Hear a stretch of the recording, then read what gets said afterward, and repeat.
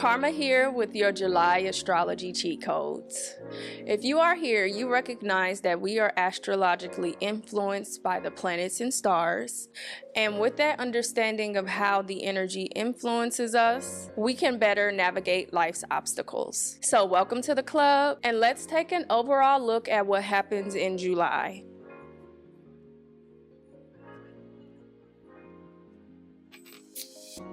All right, so in July, we have several planets going into retrograde.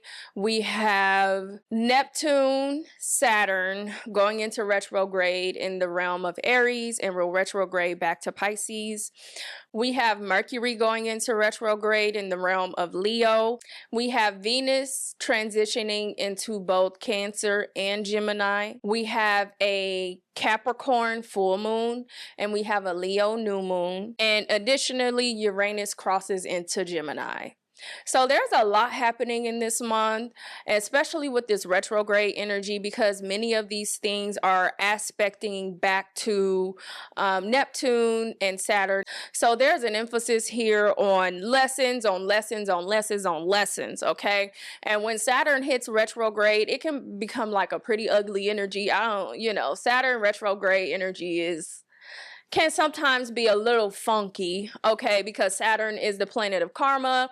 Saturn is also the planet of lessons, right? So as it goes into retrograde, it makes you retrospective of the lessons that you need to learn. And sometimes that can be kind of hard. That's a hard energy, okay? That's a hard energy to navigate. So, Saturn is going to be in retrograde for a minute. All right. So this is just the beginning, but it will cross back into Pisces, so it won't be as active in that Aries energy, but nonetheless, still lessons on lessons, okay? Lessons on lessons. All right, so I'm not going to go into deep analysis of each individual transit. I will give you the energy of the transit as it is transitioning into whatever is happening. However, I will create separate videos for all of the things that are happening in July so that we can get a more deep dive look at what it is everyone is supposed to be working on.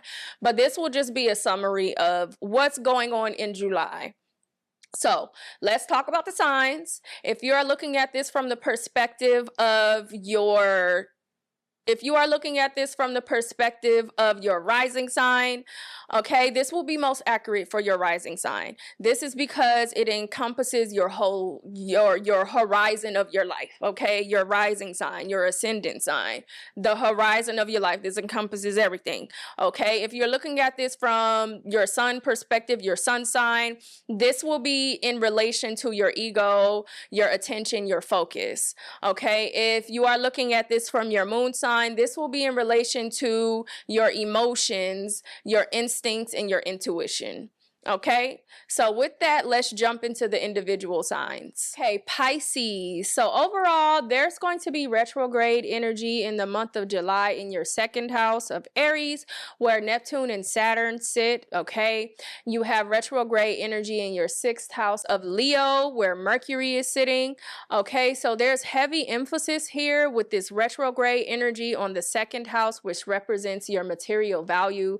This is your resources. This is your finances. This is your appetite for sex and food. This is your self-worth. This is your value. This is your material possessions, right? So there are lessons. I think of retrograde as restructure, reflection, repair.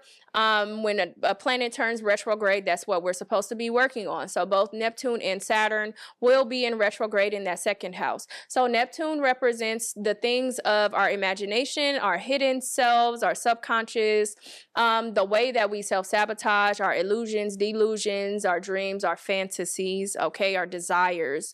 And then Saturn is our teacher. Okay, Saturn is the planet that rules karma, which is the effort you put into something and the results you get out of it, right? So there's an emphasis here within that second house of in July things popping up as it relates to you reflecting on your value systems, right? Lessons around your value systems and maybe your self-destructive habits within those value systems, okay? And then we have Mercury in the 6th house, and that's your house of daily habits. That's in the realm of Leo for you, Pisces. So there's an emphasis here on like the habits that you have as it relates to your value systems, or there could be the habits that you have around your money and the routines you have around your money and the things that you do when maybe you are triggered a little bit. Like, are you courageous? Leo energy is courageous.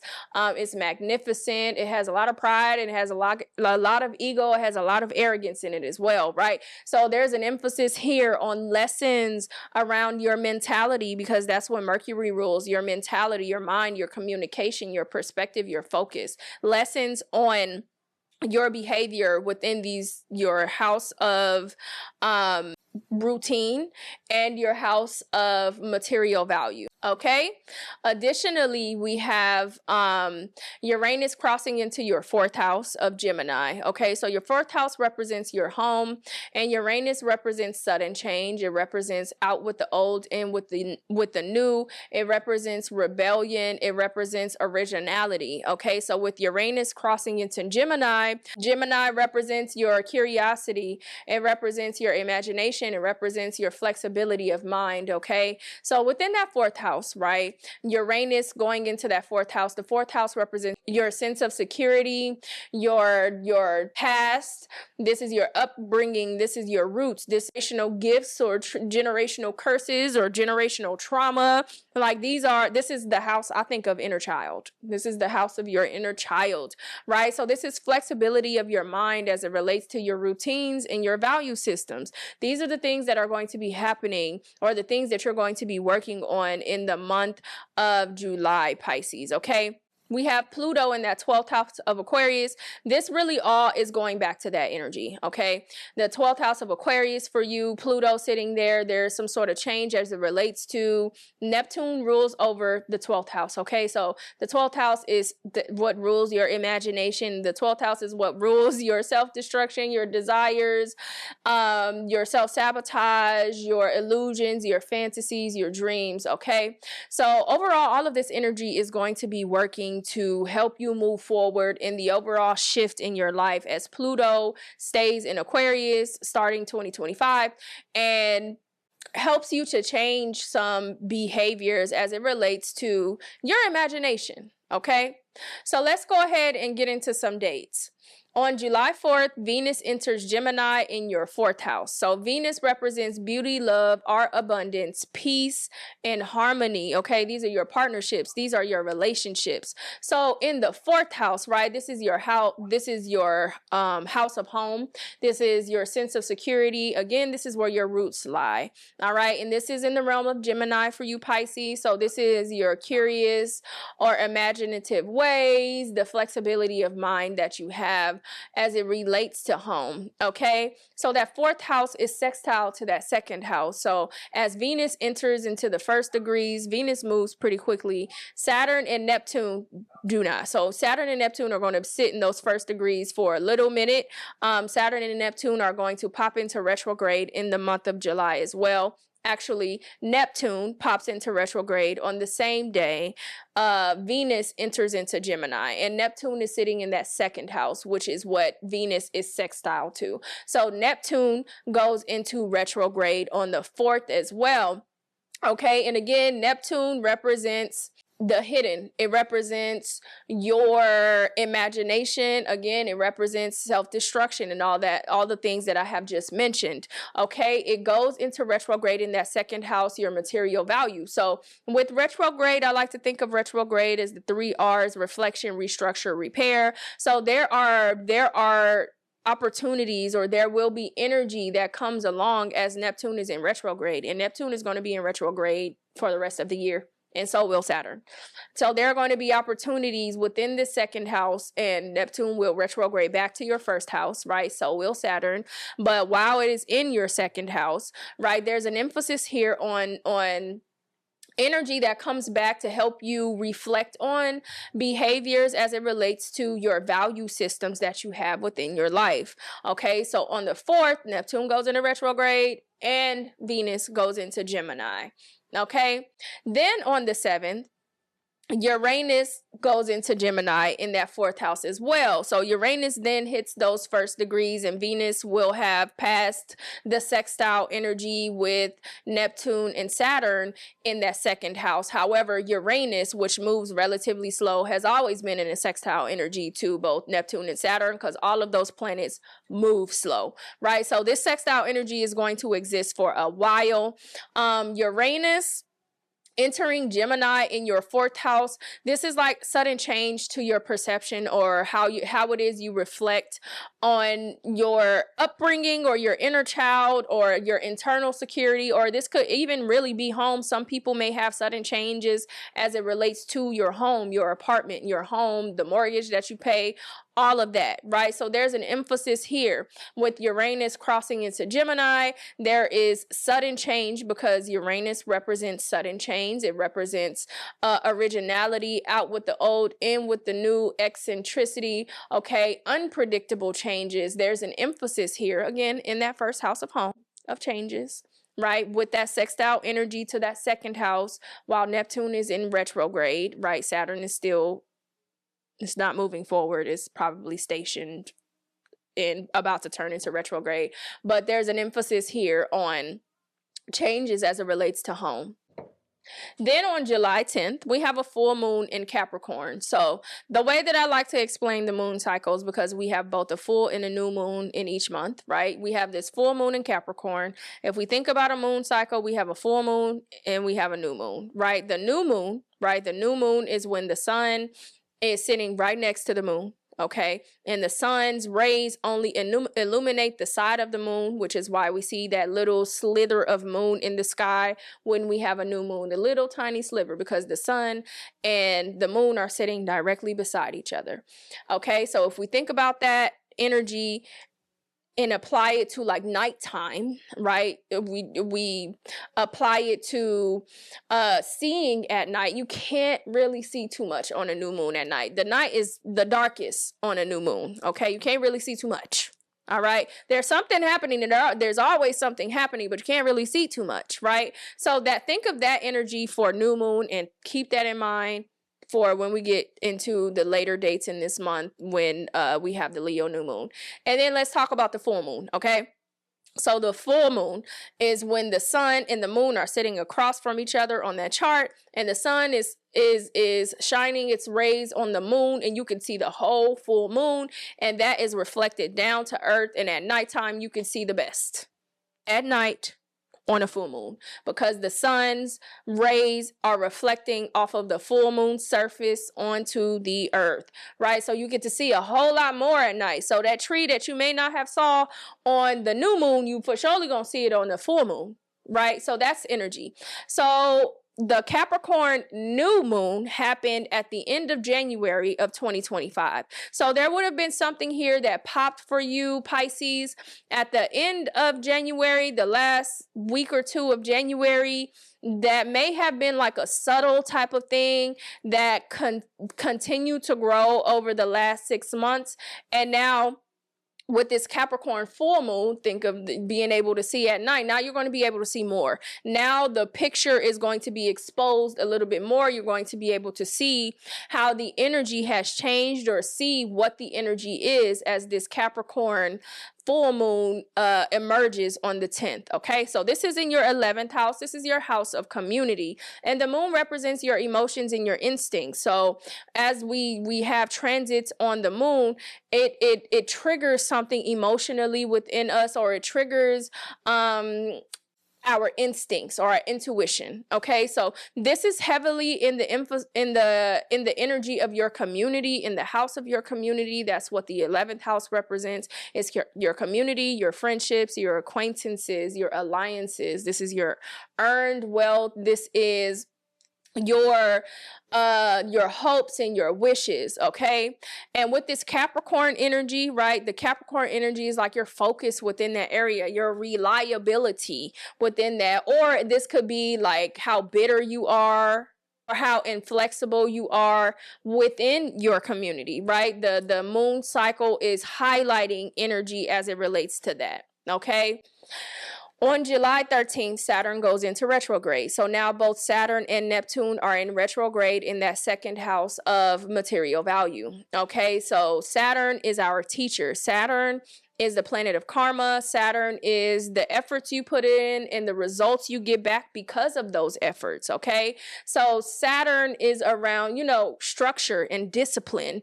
Okay, so within this second house of your material value, and both Neptune and Saturn being in retrograde in that second house, right? This speaks to your self-sabotaging ways. Could be around your finances. This could be around casual sex, your appetite for sex, your resources, material resources, lending and borrowing. This could be anything, right? Depending on where things actually sit in your birth chart, okay? So with that retrograde energy in that second house, it becomes sextile to Pluto in the 12th house. Like I said before, the overall change is Pluto, your self-sabotage, your imagination, and how that plays a role in your overall life, right? The things of your subconscious, the things of the hidden within you, right? How that plays a part. So this sextile energy doesn't necessarily mean good or bad, right? It's just moments where energy pops up in which we can take learning opportunities from, okay, especially in this retrograde energy, reflection, restructure, repair, especially in this retrograde energy, how our subconscious, our imagination, our self-sabotaging habits play a part in your material world, okay? So that's Saturn retrograde, which now both Saturn and Neptune are in retrograde in that second house. And then we get to the later part of July, okay? So with the later part of July, we have Mercury retrograde, okay? Mercury goes into retrograde in this sixth house, okay? So again, this is your house of habits, your daily life, your daily routines, the systems you have in place to allow for your life to run on a smoother pace. Okay, so with Mercury in the sixth house going retrograde, it is sextile to Venus in the fourth house. Okay, so there's quick sextile energy because Venus is going to continue on her trek and Mercury is going to start moving backwards, right? So there's an emphasis here on you directly linking, right? Because Venus is sitting in your fourth house of home, as we said before, you directly linking your behaviors to your upbringing, right? You directly linking, and Venus also represents mother, and the fourth house also represents mother. So some people, this may be mother related, right? But this is like your origins and your habits that you've attained within those origins. And with this Gemini energy, your flexibility around creating new habits, maybe your flexibility around the habits that you have and applying those to home. Okay, especially with sextile energy back to that second house of resources, right? Your money. Some people, someone here may struggle with, routines and habits as it relates to paying their bills or as it relates to, making sure everything is taken care of, right? So there's an emphasis here for you, Pisces, between your 12th, your second, your fourth, and your sixth house. This is a very internal energy and change in your internal habits to support stability internally for you, okay? Then a few days later, the sun enters Leo in the sixth house again, okay? So now we have the sun in the sixth house, and that becomes sextile to Uranus in the fourth house, okay? So Uranus is that sudden change, and the sun goes into those first degrees of Leo, and Uranus is in those first because it moves extremely slowly. Uranus is in those first degrees of Gemini, right? right? So that sextile energy, there's energy here that creates a flexibility in your mind about how it is you are within your home and your sense of security, right? And a highlight of, right? Because this is the sun. I think of the sun as like a flashlight, right? A highlight on the changes that need to be made, right? Or things that work for you and things that do not. Sextile energy, right? These are opportunities to help guide you in a better direction. And then a couple days later, we have the new moon in Leo, okay? So we talked about the full moon, the sun directly shining light on the whole moon, and the moon is reflecting that onto the earth. You can see a whole lot. The Leo new moon, this is where the sun is sitting directly right beside the sun. So you got that sliver of light, which doesn't really illuminate too much. It doesn't give you too much of a big picture in this new moon, but it's the beginning of a cycle, all right? It's the beginning of a moon cycle. And as the 6 months pass and we get to the beginning of 2026, the picture will unfold more and more. But this Leo new moon also happens in that 6th house of habit, okay? So with the Leo new moon happening, right, you have Mercury in retrograde that's on one side of that Leo new moon, and then you have the sun in Leo on the other side of the Leo new moon, right? So there's an emphasis here on highlighting of something, but it's something that is going to progress over the course of the next 6 months, okay?